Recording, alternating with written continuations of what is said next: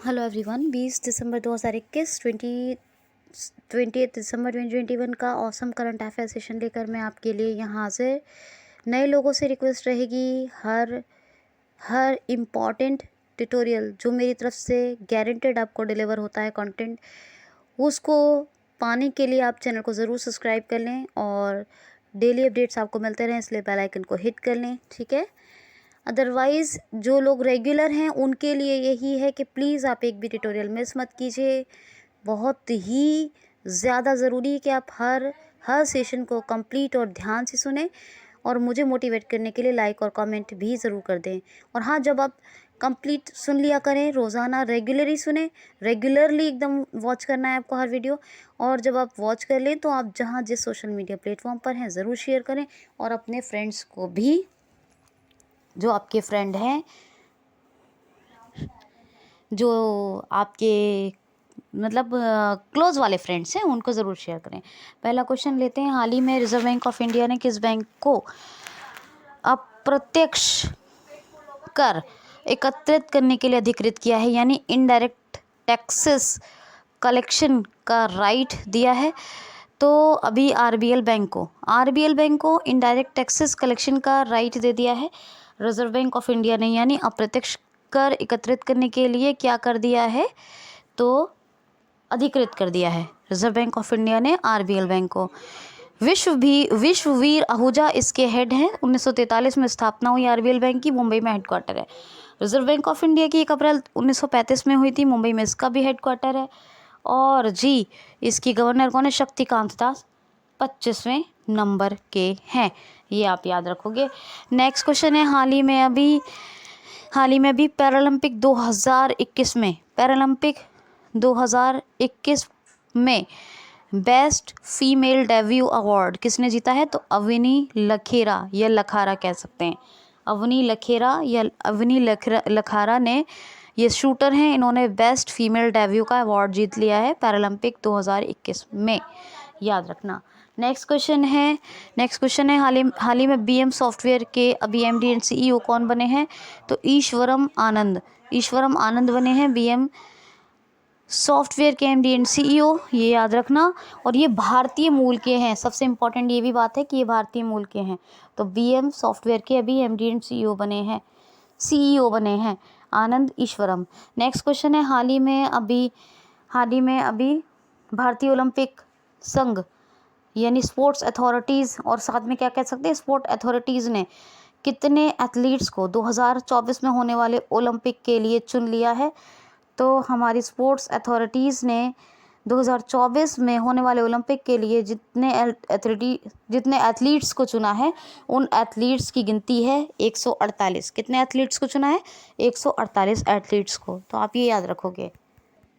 Question है, किस राज्य सरकार ने अभी थाई वस्तु को अपना राजकीय गीत घोषित कर दिया है? तो तमिलनाडु राज्य सरकार ने। तमिलनाडु की मातृभूमि प्रशंसा में गाया गया है ये गीत, कौन सा? तमिल थाई वस्तु। तो इस गीत को अभी तमिलनाडु सरकार ने अपना राजकीय गीत घोषित कर दिया है। तमिलनाडु ऑर्गन डोनेशन में नंबर 1 पर है पूरे भारत के अंदर, और फिश प्रोडक्शन में भी नंबर 1 पर है भारत के अंदर। और यहाँ पर जो है मलारकोटला, कौन सा 57वां ज़िला बना था तमिलनाडु के अंदर? नहीं, मलारकोटला तो पंजाब के अंदर था, 23वां ज़िला, सॉरी। मयिलादुतुरई ये बना था कौन सा? तमिलनाडु के अंदर 57वां ज़िला, ये याद रखना। और यहाँ पर जो है मन्नार की खाड़ी, मधुमलाई और जितने भी नेशनल पार्क्स में मलाई आता है, अगर शोला आएगा तो केरल और मलाई आता है तो तमिलनाडु, सब तमिलनाडु में है। एमके स्टालिन ये चीफ मिनिस्टर हैं एमके स्टालिन, और तमिलनाडु के गवर्नर हैं कौन? आरएन रवि। कैपिटल है चेन्नई। और ये भी याद रखना कि यहाँ पर भारत का पहला हल्दी अनुसंधान संस्थान खुल रहा है। नेक्स्ट क्वेश्चन है। हाल ही में अभी राष्ट्रीय रक्षा मंत्री राजनाथ सिंह ने अभी एकता के लिए किसके द्वारा लिखा गया गीत लॉन्च किया है? तो एनसीसी नेशनल कैडेट कोड, ये एनसीसी के जो कैडेट्स हैं उन्होंने एक राष्ट्रीय एकता गीत लिखा है। क्या लिखा है? राष्ट्र की एकता के लिए एक गीत लिखा है जिसको भी रक्षा मंत्री राजनाथ सिंह ने लॉन्च किया है। ठीक है, याद रखना ये बात। अच्छा, आदिपुरम त्यौहार भी मनाया जाता है तमिलनाडु में। कौन सा? आदिपुरम त्यौहार, याद रखना।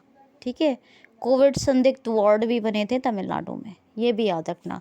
नेक्स्ट क्वेश्चन है, हाल ही में अभी गोवा लिबरेशन डे, गोवा मुक्ति दिवस कब मनाया गया है? मोस्ट इम्पॉर्टेंट, हर क्वेश्चन मोस्ट इम्पॉर्टेंट होता है। तो 19 दिसंबर को गोवा मुक्ति दिवस मनाया जाता है हर साल, और इस साल भी मनाया गया। पीएम श्री नरेंद्र मोदी जी ने गोवा की कैपिटल पणजी में होने वाले प्रोग्राम्स में पार्टिसिपेट किया, मतलब अपनी भागीदारी दी, या अपनी जो है अपना एक तरह से कहें तो प्रधानमंत्री हैं, जाहिर सी बात है। हम तो प्रधानमंत्री की उपस्थिति बहुत बड़ी चीज़ है, तो उन्होंने अपनी उपस्थिति दी। तो और ये भी कहा कि 650 करोड़ रुपए से ज़्यादा का अमाउंट वो गोवा के जो है जनहित प्रोजेक्ट्स जो हैं उनके लिए वो मंजूर करते हैं। ठीक है, ये भी कहा। और गोवा मुक्ति दिवस क्यों मनाया जाता है? क्योंकि 1961 में पुर्तगालियों के चुंगल से गोवा मुक्त हुआ था, इसीलिए गोवा मुक्ति दिवस हर साल, और इस साल भी हर साल की तरह मनाया गया 19 दिसंबर को। जबकि गोवा स्थापना दिवस 30 मई को मनाया जाता है, क्योंकि गोवा को एज ए स्टेट जो दर्जा प्राप्त हुआ था वो 30 मई को हुआ था। स्वस्थ गोवा स्वस्थ महिला स्वस्थ गोवा, ये भी। और जो है स्वास्थ्य सखी योजना भी, और यहाँ पर जो है यशस्विनी योजना है ना, और ये सभी योजनाएं कहाँ चल रही? गोवा में। पहला अल्कोहलिक भारत का म्यूज़ियम, ये भी गोवा में खुला। और यहाँ पर जो है ये पहला रेबीज़ फ्री होने वाला जो स्टेट बना वो भी गोवा बना। यहाँ पे भी इन्होंने भी वैक्सीनेशन का बहुत बड़ा टारगेट पूरा कर लिया है। पणजी कैपिटल है। प्रमोद सावंत जो है चीफ मिनिस्टर हैं। यहाँ के गवर्नर कौन है? गोवा के PS श्रीधरन पिल्लई।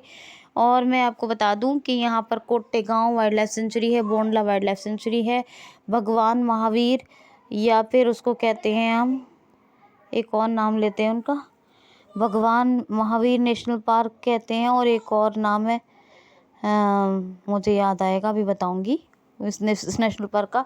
तो बहरहाल बोंडला वाइल्ड लाइफ सेंचुरी और कोट्टेगांव वाइल्ड लाइफ सेंचुरी तो है ही, और एक और भी है doctor Salim Ali bird sanctuary. जबकि डॉक्टर सलीम नेशनल पार्क कहाँ है?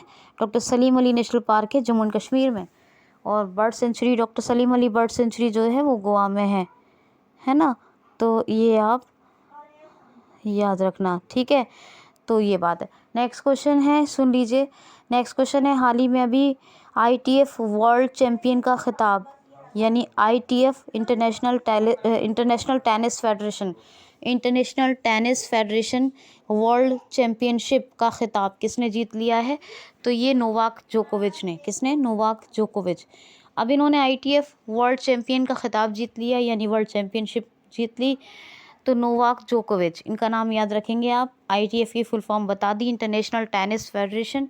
1913 में ITF की स्थापना हुई थी, लंदन में हेडक्वार्टर है। और इसके जो हेड हैं उनका फर्स्ट नाम याद रखिए। फर्स्ट नेम क्या है? फर्स्ट नेम तो डेविड, बस डेविड से याद रखिए, ठीक है, याद रखना है। नेक्स्ट क्वेश्चन देख लेते हैं, चलिए सुन लें ये भी। क्वेश्चन है, हाल ही में अभी किस देश के फुटबॉलर सर्जियो एग्वेरो ने फुटबॉल से संन्यास की घोषणा की है? तो ये अर्जेंटीना के हैं, सर्जियो एग्वेरो। और इन्होंने अभी जी अर्जेंटीना के सर्जियो एग्वेरो फुटबॉलर ने संन्यास की घोषणा कर दी है, कंप्लीटली रिटायरमेंट फुटबॉल से। अल्बर्टो फर्नांडिस, ये है प्रेसिडेंट किसके? अर्जेंटीना के। क्या है कैपिटल? Buenos Aires. और अर्जेंटीना की करेंसी ज़रा बताइए तो क्या है अर्जेंटीना की करेंसी? बताइए फटाफट। नेक्स्ट क्वेश्चन है, हाल ही में भी राष्ट्रमंडल भारोत्तोलन यानी वेट लिफ्टिंग राष्ट्रमंडल भारोत्तोलन चैंपियनशिप क्या? राष्ट्रमंडल भारोत्तोलन चैंपियनशिप में अभी पूर्णिमा पांडे ने कौन सा पदक जीता है? तो पूर्णिमा पांडे, ये नाम याद रखिएगा, बहुत इंपॉर्टेंट है। इन्होंने 83 किलो वर्ग कैटेगरी में 229 किलोग्राम भार, बाप रे, 229 किलोग्राम वेट उठाकर जीत लिया है स्वर्ण पदक। बहुत बढ़िया। पूर्णिमा पांडे ने 229 किलोग्राम भार उठाकर 83 किलोग्राम वर्ग कैटेगरी में जीत लिया है गोल्ड मेडल। ये बात याद रखना, ठीक है।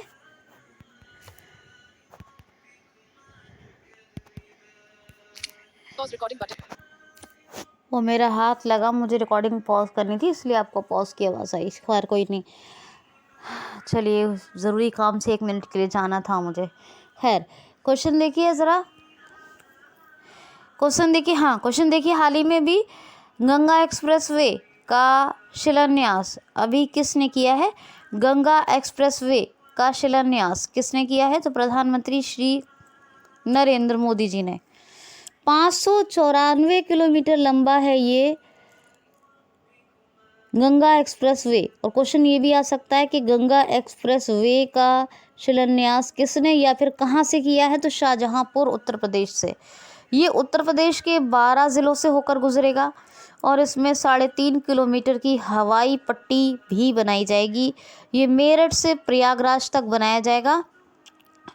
तो शाहजहांपुर में अभी शिलान्यास किया है पीएम श्री नरेंद्र मोदी जी ने गंगा एक्सप्रेसवे का। बहुत इंपॉर्टेंट, याद रखिए, हर क्वेश्चन इंपॉर्टेंट होता है, एक भी क्वेश्चन अनइम्पॉर्टेंट नहीं है, ठीक है। खैर नेक्स्ट क्वेश्चन देख लीजिए।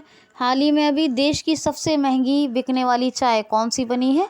देश की सबसे महंगी बिकने वाली चाय कौन सी बनी है? अभी मैंने आपको अंतर्राष्ट्रीय चाय दिवस बताया था और आपको ये भी बताया था कि पानी के बाद चाय पी जाने वाली दुनिया का सबसे बड़ा दूसरा पदार्थ है पेय पदार्थ चाय। और ये भी बताया था कि चाय के भी हेल्थ बेनिफिट बहुत से हैं। और आप सुनिए कि देश की सबसे बड़ी बिकने वाली, सबसे महंगी, सबसे बड़ी महंगी बिकने वाली, मतलब मोस्ट कॉस्टली ऑफ इंडियन, यानी most costly tea of India. क्या? Most costly tea of India कौन सी बनी है? Manohari gold tea, Manohari gold चाय। ये मनोहारी गोल्ड चाय ये कौन सी है? तो ये असम की चाय, यानी जो असम में चाय के पौधे होते हैं उसकी, असम की चाय की दुर्लभ प्रजाति का एक पौधा होता है जिससे ये निकलती है। कौन सी? मनोहारी गोल्ड टी। और इसकी अभी सौरभ ट्रेडर्स ने बोली लगाई है और जिसकी बोली जो लगी है 99,999 पर केजी, यानी 99,999 रुपये 1 किलो चाय का दाम है। कितनी? सौरभ ट्रेडर्स ने 99,999 1 किलो चाय का ये दाम है, Manohari gold T.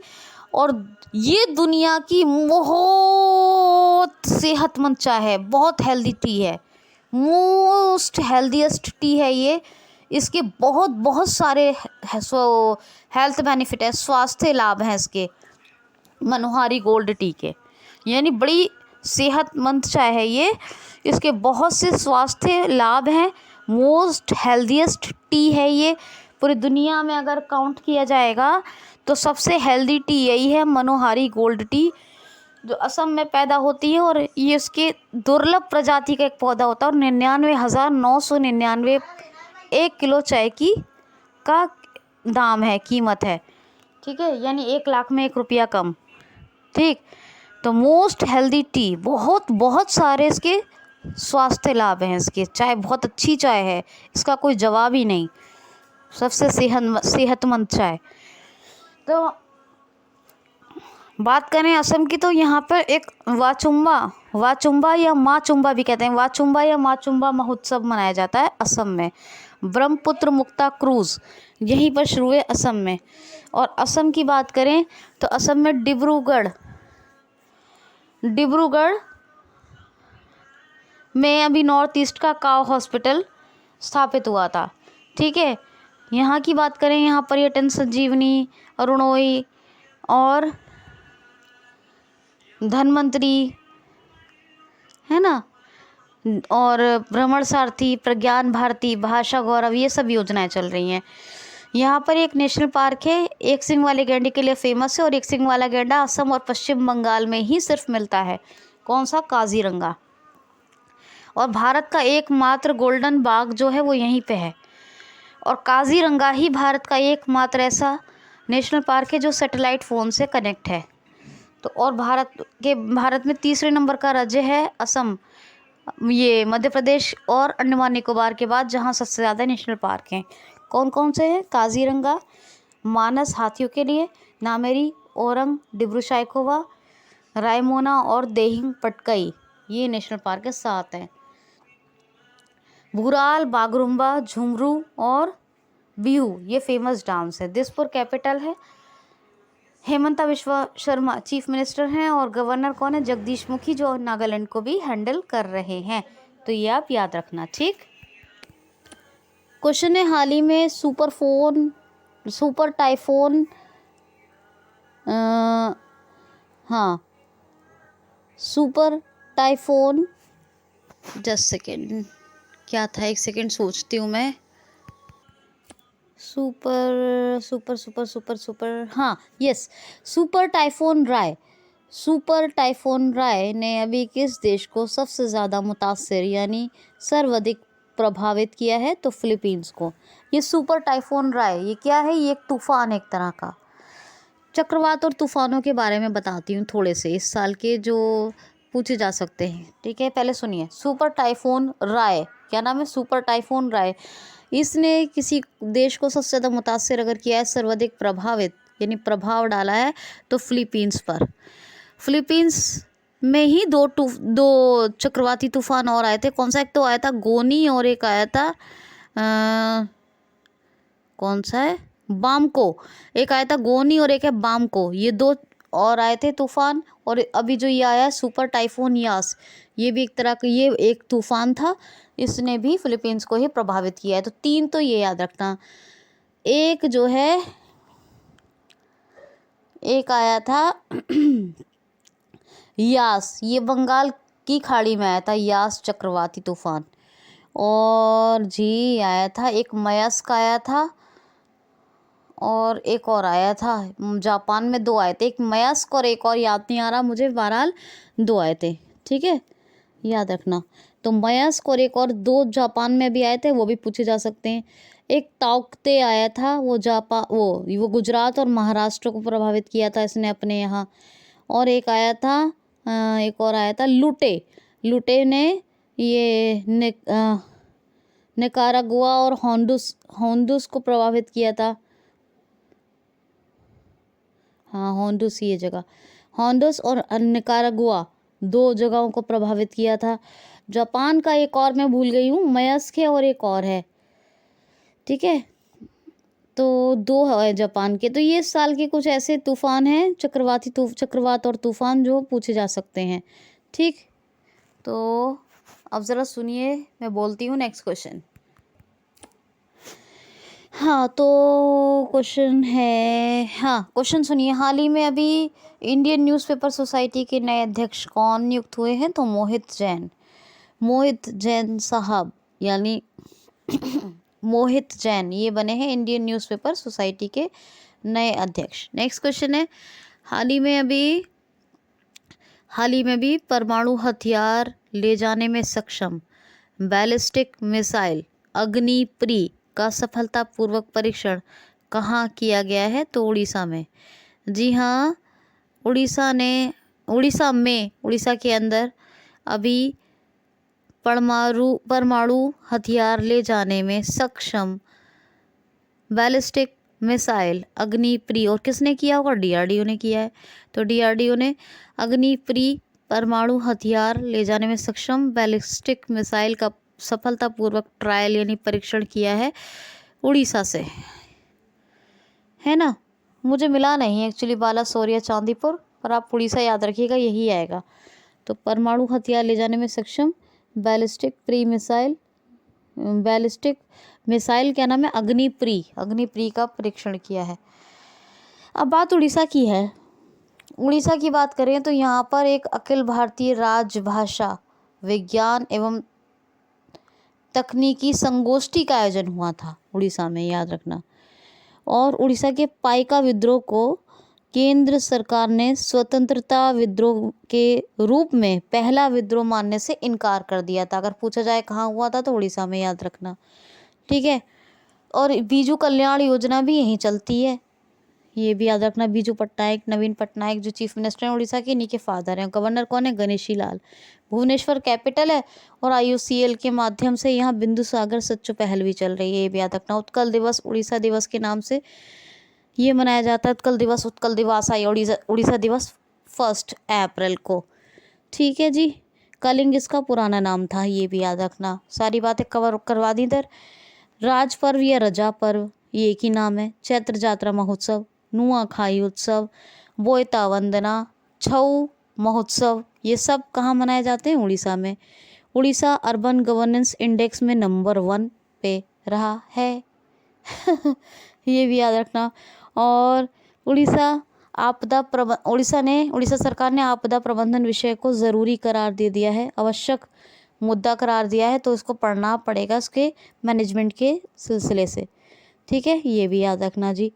Drink from Depp योजना यहीं शुरू हुई, गरिमा योजना यहीं शुरू हुई, मधुबाबू पेंशन वितरण योजना में ट्रांसजेंडर्स को ऐड किया गया, ये भी आपको बताया।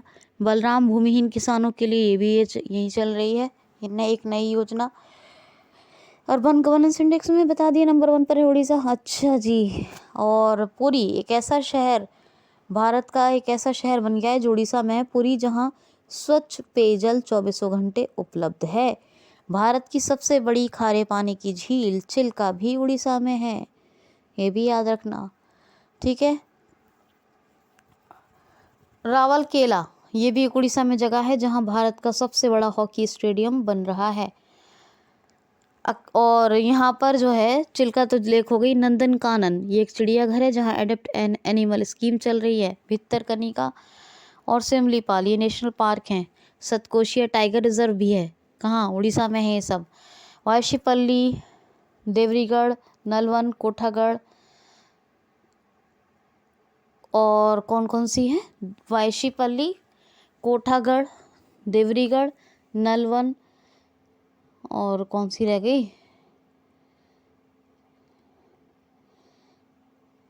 देवरीगढ़, नलवन, कोठागढ़, वायशीपल्ली, गहेरमठ, ये सब वाइल्ड लाइफ सेंचुरी हैं, ठीक है। ये सब क्या है? वाइल्ड लाइफ सेंचुरीज, याद रखना। और जी सुन लीजिए, लिंगराज, कोणार्क, जगन्नाथ यहाँ के फेमस टेम्पल हैं। गोल्डन बीच और ऋषिकुलिया बीच ये यहाँ के फेमस बीच हैं। न्यूलिया शाही और वेंकटरायपुर ये 2 ऐसे गांव हैं उड़ीसा के जिन्हें यूनेस्को ने सुनामी रेडी डिक्लेयर कर दिया है। और स्वास्थ्य कार्ड वितरण योजना ये भी यहीं शुरू हुई है उड़ीसा में, ये भी आपको बताया, ठीक है। क्या रह गया? और जीरो मिशन ऐप और स्वेच्छा समाधान एप्लीकेशन ये दोनों उड़ीसा में लॉन्च हुई थी, शुरू हुई थी। और सुमंगल और परिश्रम ये दो फेमस पोर्टल है। सुमंगल और परिश्रम ये भी पूछे जा सकते हैं, ये भी आपको बता दिया। तो ऐसा तो कुछ नहीं रहा अब, ठीक है। तो इतना तो आप याद ही रखो एटलीस्ट। अच्छा, एक तूफान जो मैं कह रही थी जापान में, एक तो बताया दिया मैंने आपको, कौन सा बताया था? मैस। और एक बताया था मैंने कौन सा? मैस के अलावा जो कह रही थी हाईसीन आया था। कौन सा? बामको और गोनी तो फिलीपींस में आए थे। एक बताया दिया सुपरफोन, क्या नाम था? सुपरफोन राय। और जापान में हाईसीन और मैस। और लूटा कहाँ पर? निकारागुआ और वगैरह में बताया था आपको मैंने अभी। और निकारागुआ और, है ना। और गुजरात महाराष्ट्र में एक बताया था ताउकते, ठीक है। तो ये सब याद रखने का। तो हाईसीन है वो जो बोल रही थी मैं, हाईसीन याद रखना। खैर सुनिए, हाल ही में भी BWF के वर्ल्ड चैम्पियनशिप के फाइनल में पहुंचने वाले पहले भारतीय कौन बने हैं? तो किदाम्बी श्रीकांत ने सेमीफाइनल में भारत के ही लक्ष्य सेन को हराया है। किसमें? BWF बैडमिंटन वर्ल्ड फेडरेशन की चैम्पियनशिप में। क्या? बैडमिंटन वर्ल्ड फेडरेशन की चैम्पियनशिप में अभी किदाम्बी श्रीकांत ने सेमीफाइनल में हराया है किसको? लक्ष्य सेन को। और वर्ल्ड यानी बैडमिंटन वर्ल्ड फेडरेशन चैंपियनशिप के फाइनल में पहुंचने वाले ये पहले भारतीय बने हैं। कौन? किदाम्बी श्रीकांत। कौन बने? किदाम्बी श्रीकांत, ये याद रखना। अच्छा, एक बात और बता दूं मैं आपको, ये जो है इंडियन न्यूज़पेपर सोसाइटी जिनका बताया मोहित जैन अध्यक्ष बने, इसकी स्थापना हुई थी 27 फरवरी 1939 को और हेडक्वार्टर इसका नई दिल्ली में। और मोहित जैन का नाम मैं आपको बता चुकी हूँ। ठीक है, तो ये तमाम बातें मुझे आपसे करनी थी। क्वेश्चन है, हाल ही में केंद्र सरकार के अनुसार भारत में कितनी परमाणु ऊर्जा क्षमता मौजूद है? केंद्र सरकार के अनुसार भारत की परमाणु ऊर्जा क्षमता कितनी है? तो 6480 किलोवाट। कितनी? 6780 KW किलोवाट, है ना, याद रखना। तो W तो मैंने ऐसे ही कह दिया है, किलोवाट तो आपको सबको पता है कैसे लिखते हैं। कैसे लिखते हैं किलोवाट? बताइए ज़रा मुझे कमेंट बॉक्स में। एक मैंने फिलीपींस की करेंसी पूछी और किलोवाट कैसे लिखते हैं आप लोग? मेगावाट कैसे लिखते हैं? मेगाबाइट नहीं पूछ रही हूँ मैं, वाट। किलोवाट कैसे लिखा जाता है? तो खैर, तो 6780 किलोवाट ये है क्या? वोल्ट। वोल्ट होता है, वैसे वाट भी कहते हैं हम लोग।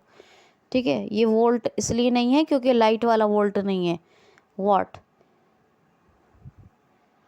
तो किलोवाट जो है 6480 6780 किलोवाट, ये परमाणु ऊर्जा क्षमता है केंद्र सरकार के अनुसार भारत की। और इसको 2031 तक 22,480 किलोवाट करने का लक्ष्य है केंद्र सरकार का। 2031 तक कितना?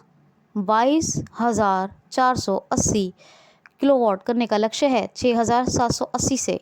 ठीक है, ये आपको याद रखना है, बिल्कुल भी भूलना नहीं है। नेक्स्ट क्वेश्चन है, कंपटीशन कमीशन ऑफ इंडिया ने किस ई कॉमर्स कंपनी पर 200 करोड़ रुपए का जुर्माना लगाया है? Competition commission of India CCI competition commission of India ने अभी किस ई कॉमर्स कंपनी पर 200 करोड़ रुपए का जुर्माना यानी फाइन लगाया है? तो अमेज़ॉन पर। जी हाँ, अमेज़न भी कहते हैं इसको, अमेज़ॉन भी कहते हैं। अमेज़न एक रिवर भी है, सबसे लंबी नदी। तो खैर, अमेज़ॉन नाम है कंपनी का, अमेज़न भी कहते हैं इसको। तो अमेज़ॉन पर 200 करोड़ रुपए का जुर्माना लगाया कंपटीशन कमीशन ऑफ इंडिया ने। ठीक है, अब ये कंपटीशन ऑफ कमीशन इंडिया की स्थापना कब हुई थी? 2003 में। हेडक्वार्टर का है नई दिल्ली में। CCI के चेयरपर्सन कौन है? अशोक कुमार गुप्ता। कौन है? अशोक कुमार गुप्ता। नेक्स्ट क्वेश्चन है, मेट्रोमैन A श्रीधरन ने अभी किस से संन्यास लेने की घोषणा की है? तो सक्रिय राजनीति से। मेट्रोमैन A श्रीधरन, इनका नाम किसने नहीं सुना होगा? सबने सुना होगा, मैं गारंटी से कहती हूँ, सबने न्यूज़ में सुना ही होगा। ये 1995 से लेकर 2012 तक दिल्ली मेट्रो के डायरेक्टर रहे हैं A श्रीधरन, और इन्होंने अभी सक्रिय राजनीति से संन्यास लेने की घोषणा कर दी है। क्यों? क्योंकि बीजेपी ने इनको केरल चीफ मिनिस्टर के लिए टिकट तो दिया था, लेकिन A श्रीधरन साहब केरल के चीफ मिनिस्टर तो नहीं है, तो ये तो आपको पता ही है। तो खैर, इन्होंने अब खुद से संन्यास की घोषणा कर दी है A श्रीधरन, और ये मेट्रोमैन के नाम से जाने जाते हैं, ये बिल्कुल नहीं भूलना है आपको। इनको 2001 में मिला पद्मश्री पुरस्कार। कौन सा अवार्ड? पद्मश्री अवार्ड। और 2008 में यानी 2008 में मिला इनको पद्मश्री के बाद पद्म भूषण अवार्ड। क्या? पद्म भूषण अवार्ड 2008 में। तो ये आपको याद रखना है। तो मेट्रोमैन A श्रीधरन साहब का नाम याद रखेंगे ना। अच्छा, एक बात और बता दूं, कंफ्यूज मत होना बिल्कुल भी। केंद्र सरकार ने जो भारत की परमाणु ऊर्जा बताई है, इसीलिए मैंने इतना कहा किलोवाट मेगावाट पता होना चाहिए, लेकिन जो केंद्र सरकार ने भारत की परमाणु ऊर्जा बताई है वो कितनी 6780 मेगावाट है। कितनी मेगावाट है, याद रखना। तो इसलिए मैंने पूछ भले ही लिया आपसे, लेकिन सही बात बता देती हूँ आपको ताकि आप कंफ्यूज ना करें। 6780 मेगावाट परमाणु क्षमता है भारत की अभी, और 2031 तक 2031 तक केंद्र सरकार का ये लक्ष्य है कि वो भारत की परमाणु ऊर्जा क्षमता को कितनी परमाणु ऊर्जा क्षमता को कितना करेगी 22,480। तो 6,780 मेगावाट से 22,480 मेगावाट करने का लक्ष्य है केंद्र सरकार का। किसको? परमाणु ऊर्जा क्षमता को। अभी 6,780 मेगावाट है क्षमता, 2031 तक कितनी 22,480 मेगावाट हो जाएगी परमाणु ऊर्जा क्षमता अपने भारत की। ठीक है, ये लक्ष्य रखा है। अब क्वेश्चन सुनो। हाल ही में अभी ये बता इसलिए दिया है क्योंकि थोड़ा सा दिमाग पर भी जोर डालना ज़रूरी है। तो क्वेश्चन सुनिए। हाल ही में भी किस राज्य सरकार ने अभी भूमि पासबुक को इंग्लिश हिंदी और उर्दू त्रिभाषा में जारी करने यानी लॉन्च करने की घोषणा की है? तो जम्मू एंड कश्मीर ने। जम्मू एंड कश्मीर भूमि पासबुक, किसको? भूमि यानी लैंड पासबुक को तीनों भाषाओं में लॉन्च करेगा यानी जारी करेगा। इंग्लिश हिंदी उर्दू तीनों भाषाओं में होगी ये। तो जम्मू एंड कश्मीर की घोषणा है। Pedal for Dal cyclothon programme कहाँ लॉन्च किया गया? ये शुरू हुआ था जम्मू एंड कश्मीर में। कारखंडर बुनकर और कारीगरों के लिए एक योजना शुरू हुई थी। महाशिवरात्रि पर्व को यहाँ पे क्या कहते हैं? बटुकनाथ, हेरात महोत्सव, ये सब कहते हैं। ठीक है, तो जम्मू एंड कश्मीर आपको तो ये पता ही है कि यूनियन टेरिटरी है ना। तो यहाँ के लेफ्टिनेंट गवर्नर कौन है? मनोज सिन्हा। लद्दाख के आर के माथुर है, राधा कृष्ण माथुर। कश्मीर इसकी वैसे समर कैपिटल है जम्मू एंड कश्मीर की, और श्रीनगर विंटर कैपिटल है, याद रखना। जोजिला, बुर्जिल और एक और है बनिहाल, ये 3 दर्रे हैं जम्मू एंड कश्मीर में, याद रखना। 2 लोक नृत्य याद रखो, एक है बच्चा और नगमा, ये दो जो है यहाँ के फेमस डांस हैं, याद रखना। और यहाँ की झील कौन कौन सी हैं? एक है तो बताती हूँ, 2 तो बताती हूँ, वूलर और ये डल, लेकिन गाडसर लेक भी यही है, ये भी याद रखना। वूलर लेक, गाडसर लेक और एक और कौन सी बताती हूँ, डल लेक, ये तीनों यही हैं। इसके अलावा जिनमें बल आता है, जैसे कि वैसे अब पहले से सुन लीजिए। पहले एक तो यहाँ पर बैरेनाल झील भी है, एक नागिन झील भी है, और यहाँ पर गंगा बल, कौसर बल है ना, ये भी झीलें हैं यहाँ पर, ये भी याद रखना। ठीक, तो इतना आप याद रखना। वैसे गुलमर्ग वाइल्ड लाइफ सेंचुरी भी यही है, और इसके अलावा doctor Salim Ali national park बताया था आपको, जम्मू एंड कश्मीर में है, और किश्तवाड़ और दक्षिग्रम ये नेशनल पार्क भी यही है। और लद्दाख में कौन सा पहुंच गया है? Hemis national park. लद्दाख की कैपिटल क्या है? लेह, ये भी याद रखना। दोनों को ही यूटी बना दिया गया है। नेक्स्ट क्वेश्चन है नेक्स्ट क्वेश्चन है जी, याद रखना। हाल ही में अभी दिव्यांगों के लिए जॉब पोर्टल किसने और कौन सा लॉन्च किया है? तो हमारे सड़क परिवहन एवं राजमार्ग मंत्री हैं नितिन गडकरी। इन्होंने अभी दिव्यांगों के लिए, किसके लिए? डिफरेंटेबल पर्सन्स के लिए, हम जैसे लोगों के लिए एक जॉब पोर्टल शुरू किया है। इसका नाम है रोजगार सारथी। कौन सा और किसने? दोनों बता दिया। रोजगार सारथी पोर्टल, रोजगार सारथी दिव्यांगों के लिए शुरू हुआ है, सड़क परिवहन एवं राजमार्ग मंत्री ने शुरू किया है। तो ये आप याद रखना। कैसा लगा आज का सेशन? अपना खूब ख्याल रखिए, कल फिर से मिलते हैं। आज के लिए इतना ही। Thanks for watching.